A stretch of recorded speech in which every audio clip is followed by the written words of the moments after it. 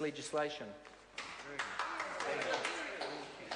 I call the Honourable Member Stephen Browning. Mr Speaker, this is a bill that National should have left for a major rethink.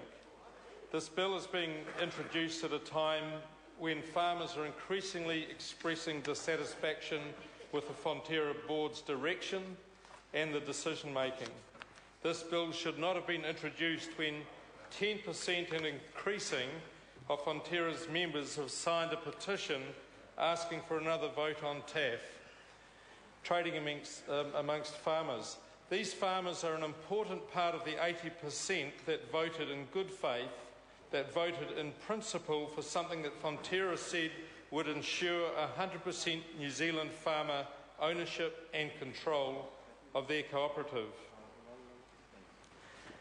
The system now promoted and supported to this House by the government is something quite different and is much closer to the partial float that farmers rejected outright in 2007. The June 2010 vote was not for a vehicle that would allow for overseas investors to gain dividends at a cost to themselves. New Zealand dairy farmers. This bill would drive lower farm gate milk prices while supporting profits for non-farmer investors.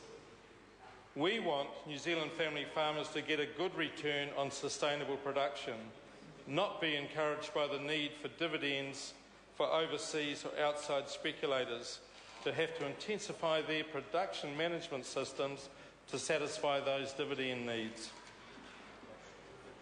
Mr Speaker, the co-op model suits New Zealand very, very well. It has developed well as a proxy for the past producer boards that developed buffers for their highs and lows of production and price.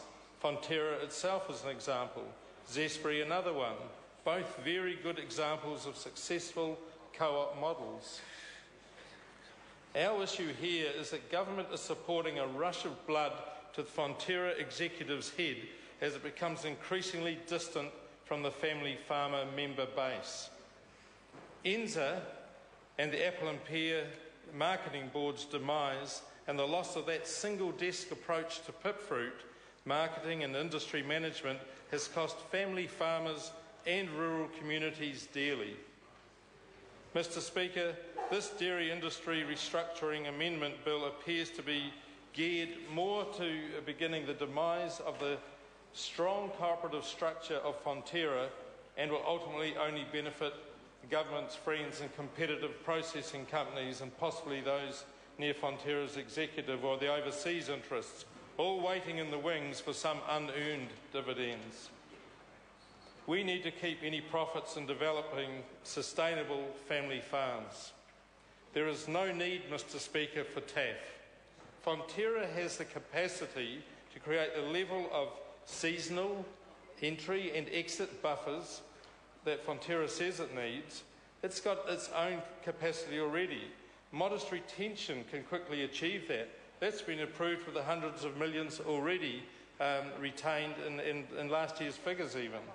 Mr Speaker, this concept needs to go back to the very farmers that will be hit negatively by misguided and potentially greedy for some legislation. We want New Zealand family farmers to be producing sustainably. That needs optimum return to them, not to some speculator.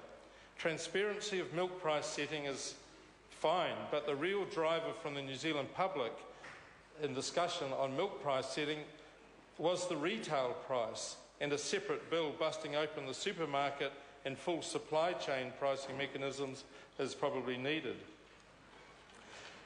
ACT clearly loves this bill, just as it may have enjoyed Zespri being busted open. But Zespri, thankfully, is still intact. We need to make sure that Fonterra stays intact in the way that it was intended. This Parliament needs to protect New Zealand family farmers. Price transparency, certainly. Price and exit and entry buffers, definitely. Sustainably, always. Sustainability always. Mr. Speaker, New Zealand is looking to Fonterra and this Parliament to get farming right. Selling a co-op's dividend system and milk pricing by this bill does not achieve this. The Greens oppose this bill in this form because of that. Mr. Speaker,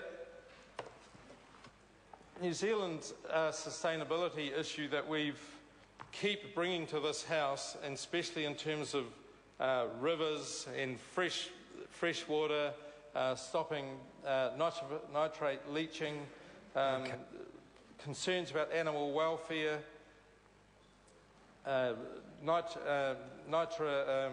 oxide emissions, methane emissions from farming, all these can be achieved by keeping family farmers actually with good incomes for themselves, not for somebody else to be taking that gain. If we want our New Zealand farmers to be producing the best, to be branded the best, we have to make sure that they get a good income, it goes to no one else, and it stays there, and they will be meeting those needs that more and more they're being asked to meet. So, Mr. Speaker, the Greens oppose this bill in this form. If it gets to Select Committee, it would have been fantastic if the Minister had pulled this bill today or yesterday before it got to this stage. He heard the voices of the farmers, he's ignored the voices of the farmers, and this needs, they do not. Order.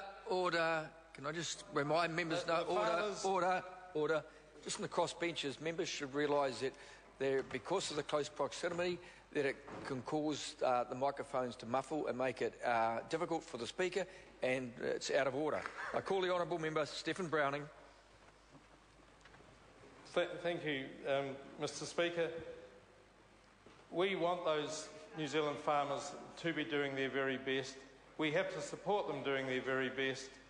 ACT and National going down this path of supporting a runaway Fonterra executive that seems to want to have outside investment into that organisation is a mistake. So the Greens, will oppose this. As I say, the Minister should have listened to the farmers, should have pulled this out. If this goes through to the Select Committee, we'll be doing our best to look at it in such a way that we can get improvements that make it meaningful and fair. As it stands, it is not to be supported.